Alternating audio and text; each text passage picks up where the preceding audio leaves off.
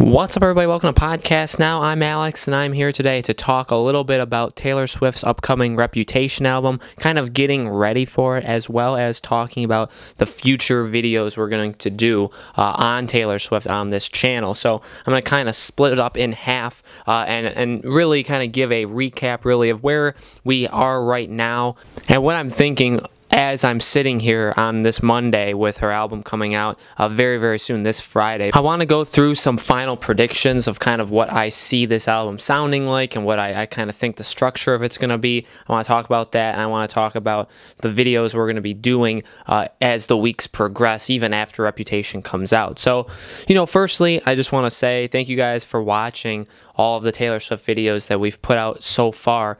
We're not done. I have many more in mind, and we'll talk about that, but I really appreciate you guys watching these when it's not a Taylor Swift channel. Obviously, this is more of an entertainment gaming channel, but I do like Taylor Swift, so I like to do a lot of topics and videos on her. I'm very, very excited for Reputation. I think it's going to be a really good album. I'm hoping for the best. I like what we've heard so far. I think we've gotten a lot of different things so far from her 4 songs. So we have Look What You Made Me Do, which is a song that I think upon first listen, a lot of people had thought, this is very, very different. Maybe some people didn't like it, and it is different. It's a very different kind of Taylor Swift.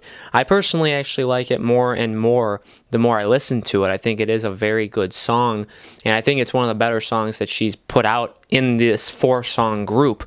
I'd actually put it kind of high. And then we had Ready For It. And now Ready For It, I think, is my personal favorite song of the 4. I really, really like it. I think it's really fast-paced. It's catchy. It's got a lot of nice meaning to it. You could tell like she put a lot of work into the song. I think this by far is the best song of the 4. I love the music video. We did an analysis on the music video, so make sure you check that out too if you haven't already. But overall, I mean, music video and just the song itself, really, really good song. And, Gorgeous and Call It What You Want, I like Gorgeous the more and more I hear it. I do like the stripped down version of Gorgeous when in the AT&T video where it shows the making of Gorgeous. I really, really like that. I like Taylor Swift's stripped down voice without any effects added, just her playing her guitar or piano. I really, really like that, and it made me like the song more after I heard that. And I think it's a pretty good song. And Call It What You Want, I think, is probably the most, not simple, but the song that definitely does the least amount for me out of these 4 songs. Now, if you watch my review of that song, and by the way, we have reviews of all 4 of these songs on the channel, I said in that I thought that song, I think, had the best lyrics. I think had the best meaning to it than any of the other songs. I think lyrically that was the best one that she's written so far. And so even though it didn't really do anything for me in terms of the sound, I don't really like the generic beat that was in the background. She didn't really do anything special with her voice. So there really isn't a lot to that song, I personally think. I think it's a pretty, here it is and this is the song. But the lyrics and its meaning and what she's trying to say in it, I think is by far the strongest in any of the 4 songs.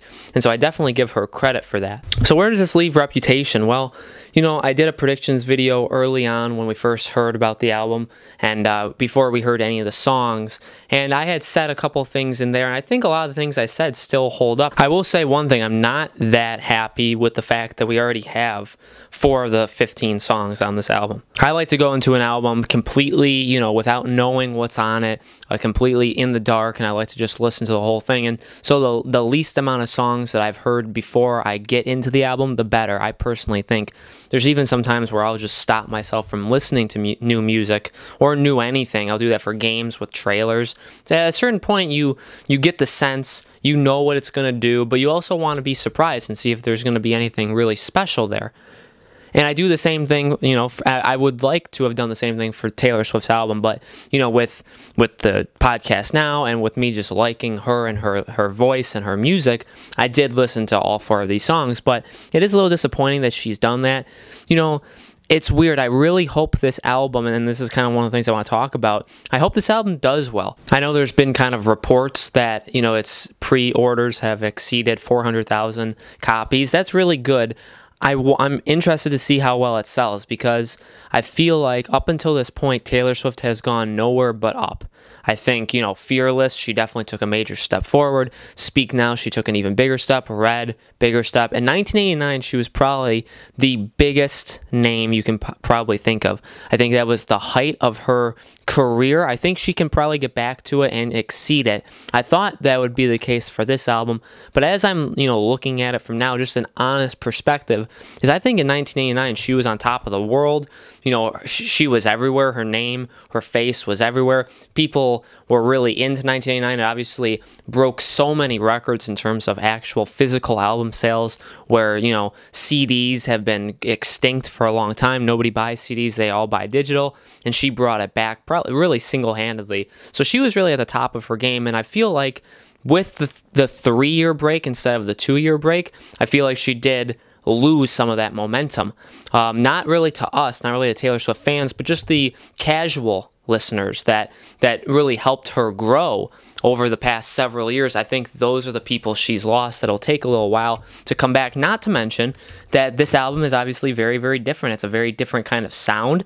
It is a more fierce and more kind of energy and lyrically spoken album, I think, and I said this in the predictions, really like telling people what has been happening with her, where she's been, what she's like now, the lies that have been spread, what they actually mean. And I said all that a couple months ago, and I think I've been very right. From the very first song, Look What You Made Me Do, that very much kept that theme that I had predicted we would hear.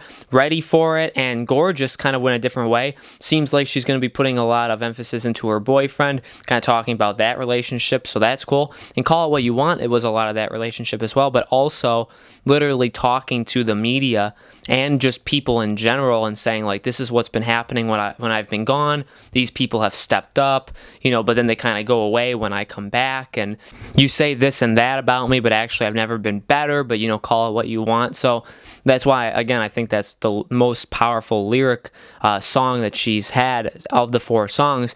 But this album, I think, is very much going to continue that tone. I wonder how much actual pop is going to be in this album, because, especially Call It What You Want and Look What You Made Me Do. Look What You Made Me Do is a very different kind of like electronic rap and pop, and I think it works really, really well. Call It What You Want, though, with that generic beat in the background. Some of the songs in 1989 had that.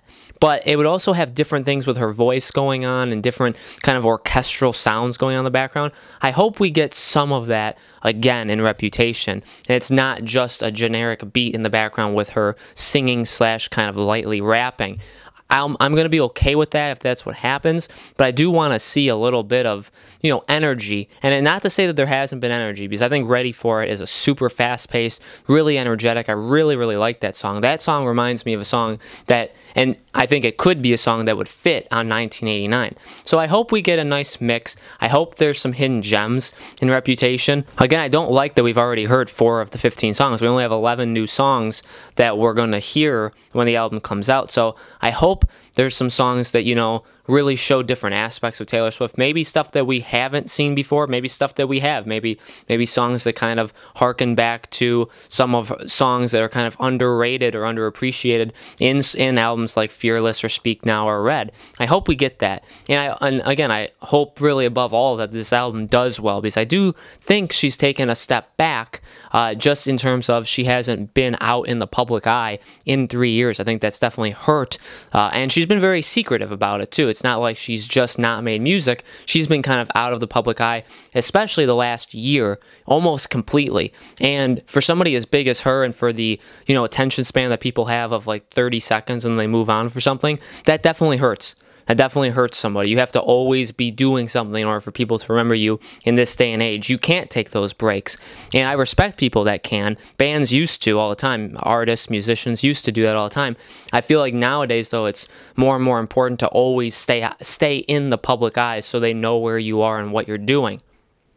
And the more you don't do that, the more it could possibly backfire on you because of fake news, because of just made-up tabloids, like the stuff Taylor Swift kind of deals with. So it'll be interesting to see. I'm really excited for Reputation. For future videos, I mean, we're going to be talking about Reputation. I'm going to review the entire album. I'm going to be ranking all the songs. I'm going to be re-ranking all of her albums. So I'm going to put Reputation into that list, see where Reputation falls. And then I'm very much up for suggestions for what you guys want to do. I have several ideas of kind of ranking videos I want to do. I do want to talk about her music videos. I want to do a top 10 worst Taylor Swift list, and I want to do the best songs. I said I was going to do, a ranking of her best songs this week, but it's hard. It's very hard to kind of get 10 or 20 songs in an order that I really enjoy. I am going to do that, but if there's anything else you want to see, besides redoing the albums, besides her worst songs, her best songs, and music videos, if there's anything else you guys can think of that you want to see